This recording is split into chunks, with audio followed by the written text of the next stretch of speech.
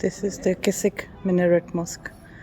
It used to be a church in days gone by, and 5 years ago it was all in a ruin. And since then they've renovated it and brought it back to life, and it's now a working mosque. They have prayers here and all that,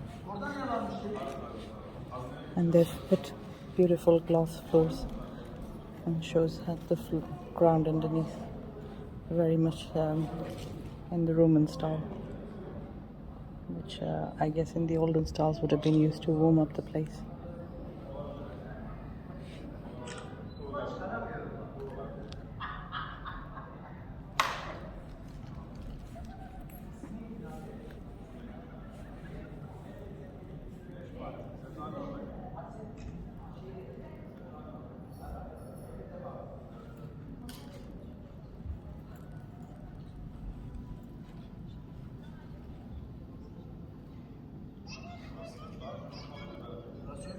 This one is the main hall, but on the sides of the main halls there's two extra halls as well, and these ones are pretty much all on glass floor, and they've preserved all the Roman artifacts as well, really well.